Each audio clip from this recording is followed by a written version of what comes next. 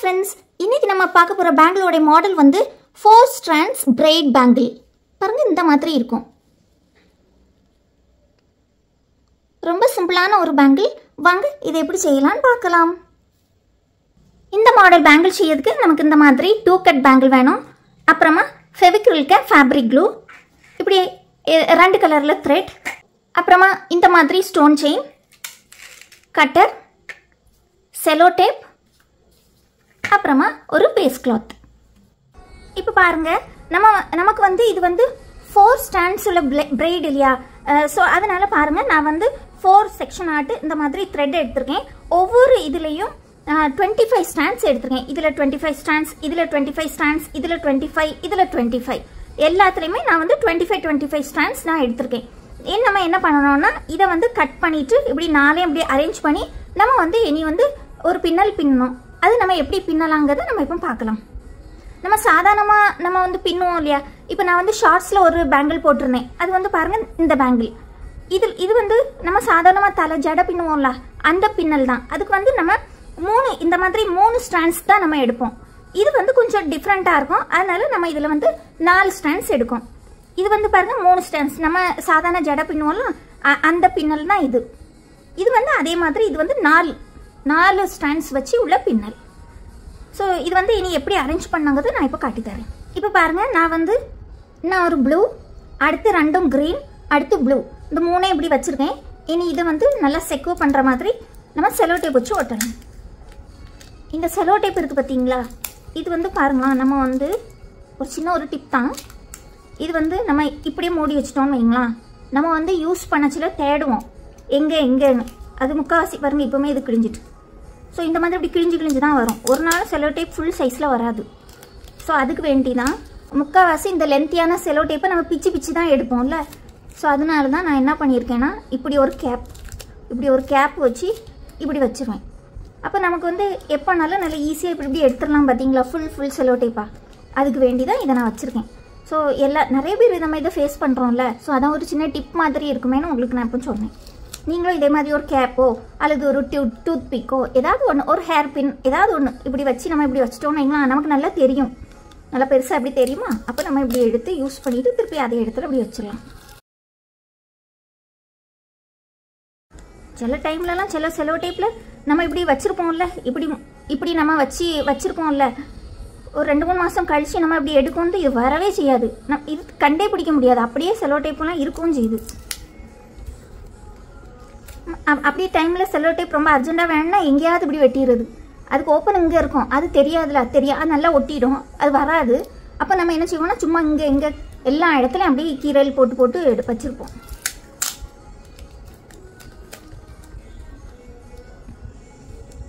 இந்த மாதிரி இப்படி வைங்க. ஸோ நீங்களும் யாராவது இப்படி என்ன மாதிரி இப்படி ஃபேஸ் பண்ணால் இதே மாதிரி இப்படி வச்சு வைங்க, ரொம்ப ஈஸியாக இருக்கும். இனி நம்ம இதுக்கு மேலே இப்படி வச்சு இப்படி ஒட்டிடலாம். இதில் செலோ டேப் தான் ஒட்டணும்னு கிடையாது. பெரிய ஜம்போ கிளிப்ஸ்லாம் இருக்குல்ல, அந்த மாதிரி கிளிப்ஸ், அப்புறமா பேப்பரில் ஒரு பின்னு மாட்டுவாங்களா, ஒரு பிளாக் கலரில், அப்படி பின்னெல்லாம் இருந்தால் நீங்கள் அதையும் நீங்கள் வந்து இதை பின் பண்ணலாம். சும்மா இதை வந்து ஜஸ்ட்டு பிடிக்கிறதுக்கு வேண்டிதான். அல்லது ஒன்று வேண்டாம் அப்படின்னா, ஒன்றும் இல்லை அப்படின்னா என்ன பண்ணணும்னா, இந்த த்ரெட் 4 strands இருக்குது பார்த்தீங்களா, 4யுமே இப்படி சேர்த்து ஒரு சொட்டை போட்டுடலாம். சொட்டை போட்டு இங்கே வச்சு சொட்டை போட்டு ஏதாவது ஒரு சின்ன ஒரு பின்னோ எதுலையாவது வச்சு இப்படி கோர்த்து, இப்போ இதில் இந்த துணி இருக்குது பார்த்தீங்களா, இதில் இப்படி கோர்த்து வச்சு அதுலேயும் வச்சு பின்னலாம். எப்படி வேணாலும் நம்ம வச்சு பின்னலாம். இதுக்கு வந்து இப்படி ஃப்ளாட்டாக தான் இருக்கணும் அப்படியெல்லாம் ஒன்றுமே கிடையாது. சும்மா எப்படி இது ஒரு சப்போர்ட்டுக்கு வேண்டி தான் இதில் இப்படி வச்சுருக்கேன், வச்சு இப்படி பின்னுறதுக்கு தான்.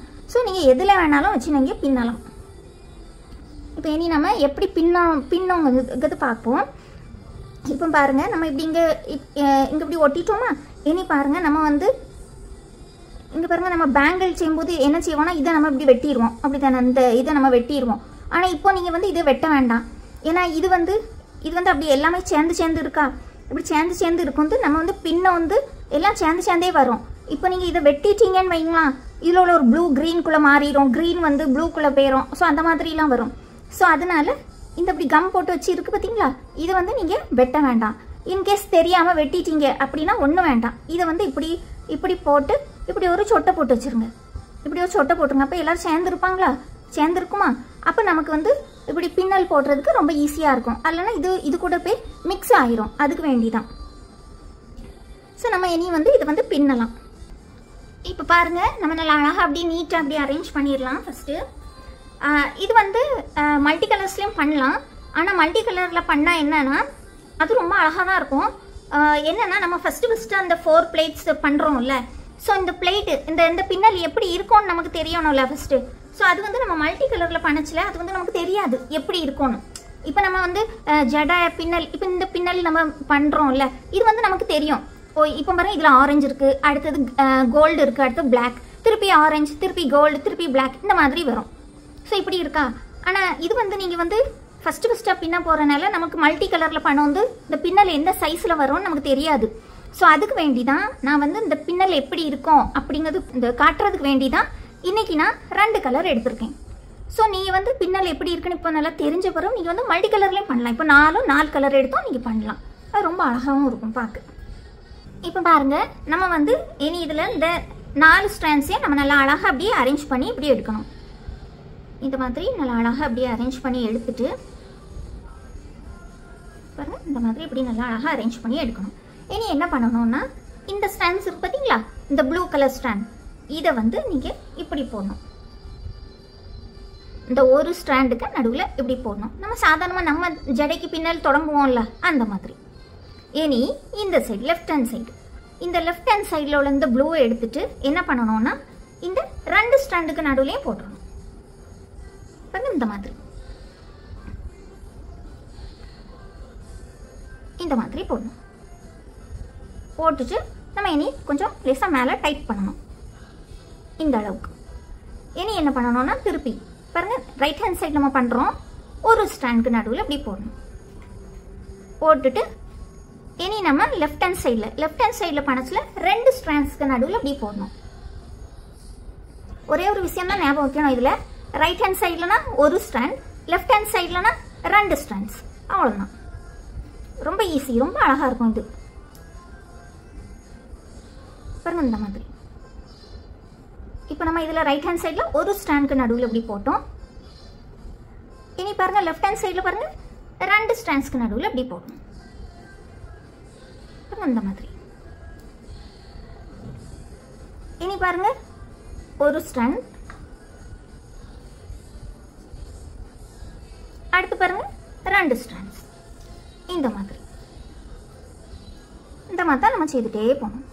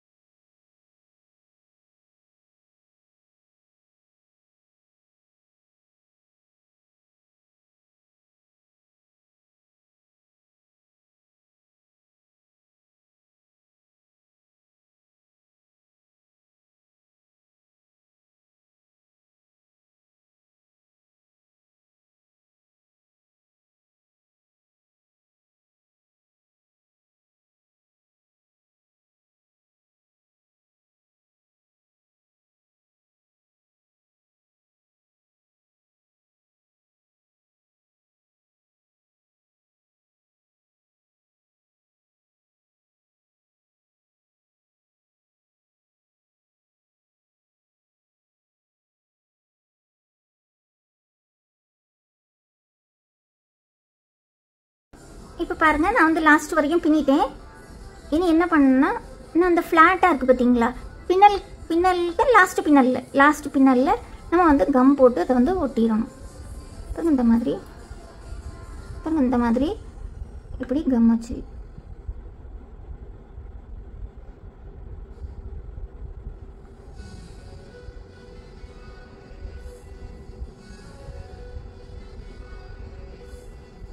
அதே இது பின் சைடும்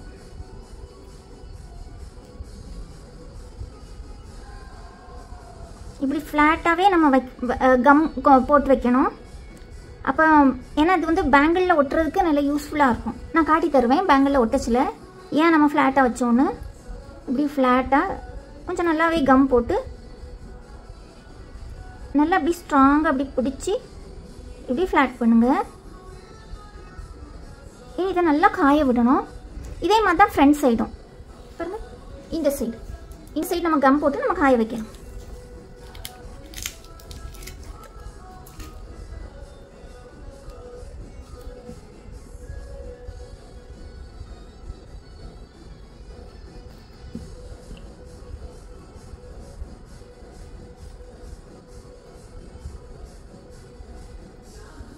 பாருங்கள் இந்த மாதிரி பாருங்கள் நல்லா அழகாக அப்படி காஞ்சிட்டு நல்லா அப்படி ஃப்ளாட்டாக காஞ்சிருக்கு பார்த்தீங்களா. இது வந்து நமக்கு ஒட்டச்சில் வந்து நல்லா கரெக்டாக நல்லா அழகாக இருக்கும். பாருங்கள் நல்லா அழகாக அப்படி காஞ்சிருக்கு பாருங்கள். இங்கே நல்லா அப்படி ஃப்ளாட்டாக இருக்கா, நல்லா அப்படி தின்னாயிட்டு பாருங்கள். இங்கே பாருங்கள் நல்லா அழகாக அப்படி தின்னாயிட்டா. இது வந்து நம்ம பேங்கிளில் ஒட்டச்சில் நமக்கு வந்து ஒரு சைடு கொண்டு இன்னொரு சைடு இப்படி ஒட்டம் வந்து இங்கே வந்து பாருங்களேன் இப்படி நல்லா அப்படி ஒல்லியாக இருக்கும்.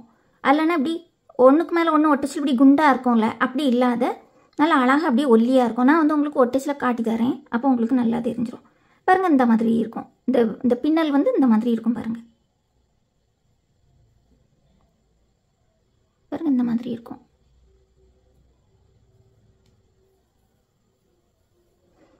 இனி நம்ம இந்த வளையலில் ஒட்டலாம்.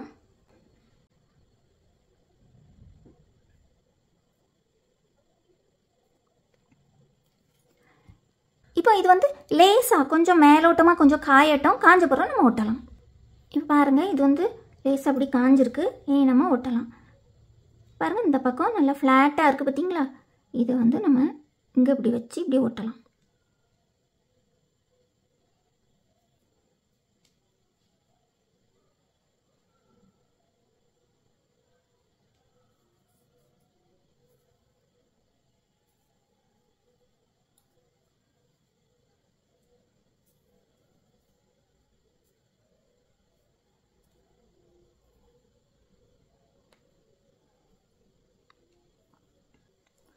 இப்போ பாருங்கள் இந்த ஃப்ளாட்டாக இருக்குது பார்த்தீங்களா.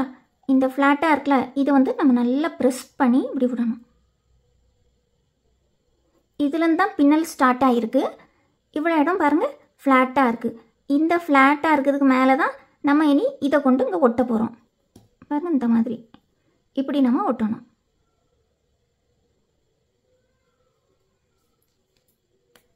இப்படி ஃப்ளாட்டாக இருக்கிறதுக்கு மேலே நம்ம அந்த பின்னலை ஒட்டினா நமக்கு இந்த இடத்துல அப்படி ஒரு மாதிரி லேசாக தூக்கிட்டுலாம் இருக்காது, அப்படி ஃப்ளாட்டாகவே இருக்கும். நமக்கு வந்து எங்கே ஒட்டியிருக்கோன்னே நம்ம கண்டுபிடிக்க முடியாது. அதை நம்ம நல்லா ப்ரெஸ் பண்ணிடணும். சில்க் த்ரெட் பார்த்தீங்களா, நம்ம வந்து கம் போட்டு நல்லா ப்ரெஸ் பண்ணிட்டா நல்லா அழகாக அப்படி ப்ரெஸ் ஆயிரும். ஸோ அதனால் நல்லா அழகாக அப்படி ப்ரெஸ் பண்ணிவிட்டு கொஞ்சம் காஞ்ச பிறகு அப்புறமா நம்ம இதை வெட்டலாம். இப்போ பாருங்கள் இந்த சைடில் பாருங்களா, இந்த சைடில் பாருங்கள் இப்படி நல்லா உள்ள ஃப்ளாட்டாக போயிருக்கா, நல்லா உள்ள ஃப்ளாட்டாக போயிருக்கோம். அதுக்கு மேலே தான் நம்ம இதை ஒட்டியிருக்கோம். அப்போ பாருங்கள் இதுவும் இதுக்கு லெவலும் ஒரே மாதிரி இருக்கும். அப்போ இதில் நம்ம இப்படி தொட்டு பார்க்கவும் தான் அப்படி ஸ்ட்ரெயிட்டாக தான் இருக்கும். அல்லனா இங்கே இப்படி நம்ம வந்து இப்போ இந்த பின்னலுக்கு மேலே இந்த பின்னல் மேலே ஒட்டினா கொஞ்சம் இப்படி மேலே அந்த ஏரியா வந்து கொஞ்சம் இப்படி பல்ஜியாக இருக்கும். இங்கே வந்து அப்படி இல்லை. முதல்ல நான் வந்து இப்போ நேரமே காட்டின மாதிரி நல்லா ஃப்ளாட்டாக வச்சு நம்ம நல்லா ப்ரெஸ் பண்ணி ஒட்டுனா நமக்கு வந்து இப்படி அதுக்கப்புறம் நீங்கள் வேலை செய்து பாருங்கள், அந்த ஒட்டின பிறகு பாருங்கள் உங்களுக்கு எங்கே எண்ட் பண்ணியிருக்கோம் ஸ்டார்ட் பண்ணியிருக்கோங்கிறது கண்டுபிடிக்க முடியாது. இப்போ இது நல்லா காயட்டு, காஞ்ச பிறகு நான் இதை கட் பண்ணி காட்டுறேன் எப்படின்ட்டு. பாருங்கள் இது இப்போ நல்லா அழகாக காஞ்சிட்டு இனி நம்ம கட் பண்ணலாம்.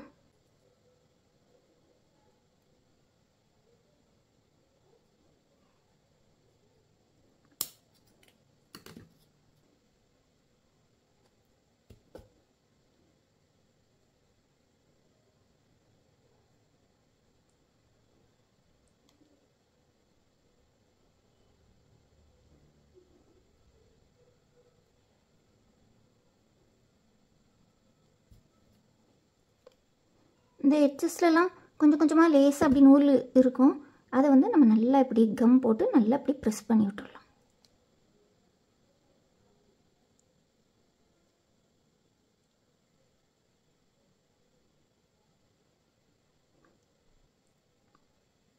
பாருங்கள் நல்லா அழகாக இப்படி அமுங்கிடும். கொஞ்சம் கூட இது இருக்காது பாருங்கள். பாருங்கள் இப்படி ஸ்மூத்தாக ஆயிரும். நல்லா ப்ரெஸ் பண்ணி விட்டுட்டா போதும், நல்லா அழகாக அப்படி ஆயிரும். இப்போ பாருங்கள் நம்ம வந்து இனி இந்த சைடும் இதுக்கு ஆப்போசிட் சைட்லேயும் நம்ம ஸ்டோன் ஒட்டுறதுக்கு வேண்டி த்ரெட் ரேப் பண்ண போகிறோம். நம்ம எண்ட் பண்ணியிருந்தோம்ல அந்த இடத்துல தான் பாருங்கள், இந்த இடத்துல இப்படி போட்டுட்டு கம் போட்டுட்டு இந்த மாதிரி இப்படி ஸ்டிக் பண்ணிவிட்டு நம்ம வந்து ரேப் பண்ணலாம்.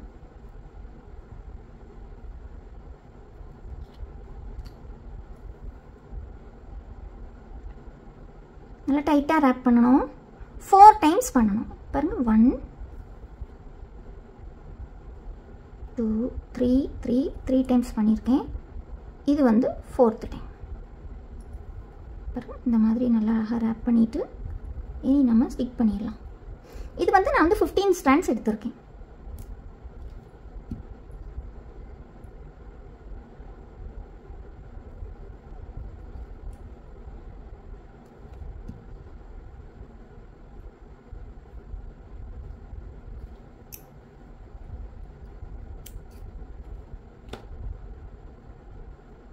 உங்களுக்கு சிம்பிளாக வேணால் நீங்கள் இப்படி கூட யூஸ் பண்ணலாம். ஆனால் நான் வந்து ஸ்டோன் வச்சு காட்டுறேன். இனி இதுக்கு ஆப்போசிட் சைடில்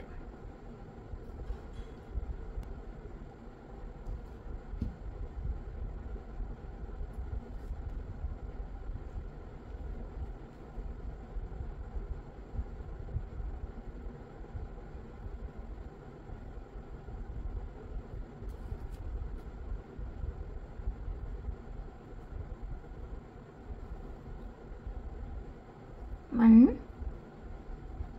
2, 3, அப்புறமா 4.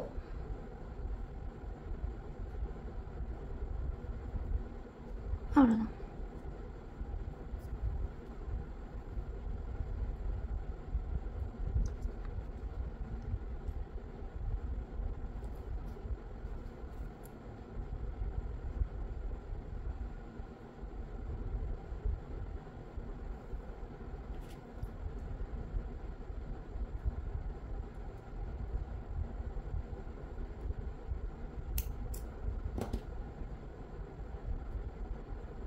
பாருங்க இந்த மாதிரி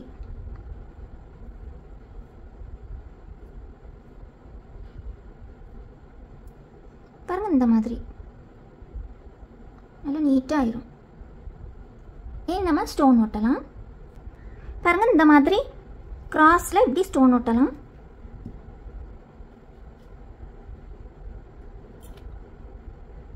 இது கொஞ்சம் லேசாக காயட்டும். நம்ம இந்த சைடும் கம் வைக்கலாம்.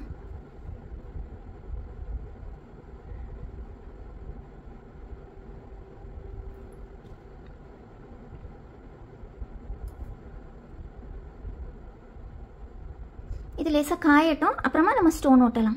இது வந்து 4 ஸ்ட்ராண்ட்ஸ் உள்ள பிரைட், 4 ஸ்ட்ராண்ட்ஸ் கொண்ட பின்னல் இது. அதே மாதிரி 3 ஸ்ட்ராண்ட்ஸ்குள்ளது நான் வந்து ஏற்கனவே ஷார்ட்ஸில் அப்லோட் பண்ணியிருக்கேன். யாருக்காவது இது வந்து டீட்டெயில் வீடியோ வேணுன்னா சொல்லுங்கள், நான் அதையும் நான் வந்து அப்லோட் பண்ணி தரேன். இது வந்து ரொம்ப சிம்பிள் மெத்தட்னால தான் நான் வந்து டீட்டெயில் வீடியோஸ் போடல, ஷார்ட்ஸில் போட்டிருக்கேன். இது ஏன்னா இது வந்து நம்ம சாதாரணமாக நம்ம ஜடை பின்னுவோம்ல அதே பின்னல் தான். அதனால தான் நான் வந்து இதில் போட்டேன், நான் ஷார்ட்ஸில் போட்டேன். இது ரொம்ப சிம்பிளாக இருக்குது அப்படின்ட்டு. ஸோ யாருக்காவது இதுக்கு வீடியோஸ் வேணுன்னா நீங்கள் கமெண்ட் செக்ஷனில் நீங்கள் மென்ஷன் பண்ணுங்கள், நான் வந்து இதை அப்லோட் பண்ணுவேன். இப்போ இதுக்கும் இதுக்குள்ள டிஃப்ரென்ஸ் பாருங்கள். இதில் வந்து பாருங்கள் வி ஷேப்பில் இப்படி நமக்கு பின்னல் இருக்குல்ல, ஒன்று க்ரீன் ஒன்று ப்ளூ, ஒன்று க்ரீன் ஒன்று ப்ளூ அப்படி இருக்குது. இதில் பாருங்கள் எப்படின்னா இந்த பின்னலில் பாருங்கள் கோல்டு ஆரஞ்ச் இது பிளாக், அப்புறமா கோல்டு ஆரஞ்ச் பிளாக். அதே மாதிரி இந்த சைடும் அதே மாதிரி தான் கோல்டு ஆரஞ்ச் பிளாக், இந்த மாதிரி தான் இப்படி வரும். ஸோ இந்த சைடும் இந்த சைடுக்கு பின்னல் வந்து டிஃப்ரென்ஸ் வந்து இதில் நமக்கு தெரியுது. இப்போ இந்த இதில் மல்டி கலர் யூஸ் பண்ணியிருந்தா இந்த பின்னல் வந்து இப்படி தான் வருங்கிறது நமக்கு வந்து தெரியாமல் இருக்கும். அதுக்கு வேண்டி தான் ஃபஸ்ட்டு இந்த பின்னலுக்கு அப்பியரன்ஸ் ஒன்று இருக்கும்ல, பின்னுனா எப்படி இருக்கும்னு பார்க்கறதுக்கு ஒன்று வேணும் இல்லையா. ஸோ அதுக்கு வேண்டி தான் நான் வந்து இதில் 2 கலர் யூஸ் பண்ணேன். இப்போ ஒரு கலர் யூஸ் பண்ணாலும் நமக்கு தெரியாது. ஸோ ரொம்ப நமக்கு டிஃப்ரென்ஷியேட் கண்டுபிடிக்க தெரியாது. இப்போ இதுனா நமக்கு டக்குன்னு பார்த்தோன்னே தெரியும். ஓகே நம்ம 4 பிரைடு எடுத்து நம்ம அந்த 4 ஸ்ட்ராண்ட்ஸ் எடுத்து நம்ம வந்து ஒரு பிரைட் போட்டால் நமக்கு வந்து இந்த மாதிரி இப்படி வி ஷேப்பாக வரும் அப்படின்னு நமக்கு ஒரு ஐடியா கிடைக்கும். அதுக்கு வேண்டி தான் நான் வந்து இதில் 2 கலர்ஸ் யூஸ் பண்ணேன். இதே இது நம்ம மல்டி கலர் யூஸ் பண்ணியும் நம்ம பண்ணலாம். 4 இது எடுத்தோம் இல்லையா, ஸ்ட்ராண்ட்ஸ் எடுத்தோம்ல, அது வந்து 4 டிஃப்ரெண்ட் கலர்ஸில் நம்ம எடுத்து செய்யலாம். அதுவும் ரொம்ப அழகாக தான் இருக்கும். ஸோ அந்த வீடியோ நான் வந்து ஒரு ஷார்ட்ஸில் நான் வந்து அப்லோட் பண்ணுறேன். ஸோ இதில் வந்து உங்களுக்கு இந்த பின்னல் எப்படி இருக்கும்னு தெரியறதுக்கு வேண்டி தான் ஒரு 2 கலர் எடுத்து நான் வந்து யூஸ் பண்ணேன். ஸோ நீங்கள் வந்து ட்ரை பண்ணிச்சு வேணால் மல்டி கலர் போட்டு நீங்கள் ட்ரை பண்ணி பாருங்கள், ரொம்ப அழகாக இருக்கும்.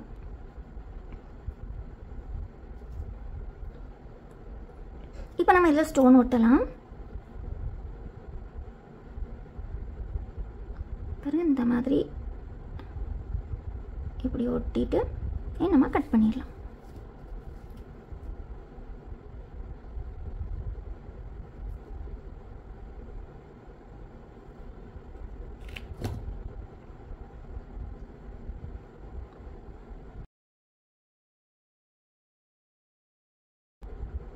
வீடியோஸ் பார்த்து லைக் பண்ணி கமெண்ட் பண்ணி சப்ஸ்கிரைப் பண்ண எல்லாத்துக்கும் ரொம்ப தேங்க்யூ.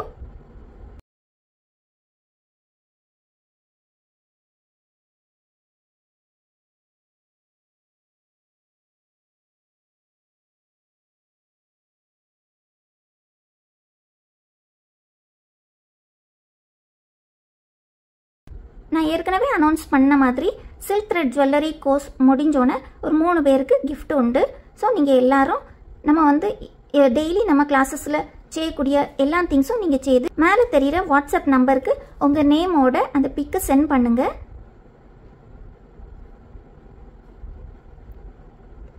பாருங்கள், இந்த மாதிரி இப்படி கிராஸில் ரொம்ப சிம்பிளாக போதும் அப்படின்னு தான் இப்படி கிராஸில் நான் வந்து இப்படி ஸ்டிக் பண்ணேன். பாருங்கள், இந்த மாதிரி உங்களுக்கு வேணால் இங்கே கூட நீங்கள் ஸ்டிக் பண்ணிக்கலாம். இது வந்து இந்த மாதிரி இப்படி சிம்பிளாகவே இருக்கட்டும் தான். இந்த மாதிரி இவ்வளோ போதும். பாருங்கள், ரொம்ப அழகாக இருக்கும், ரொம்ப சிம்பிளும் கூட. நீங்கள் எல்லாரும் இது வந்து ட்ரை பண்ணுங்கள். உங்கள் எல்லாருக்கும் இது நல்லா ஈஸியாக புரிஞ்சிருக்கும்னு நினைக்கிறேன்.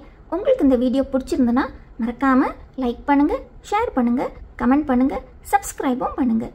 Thank you for watching.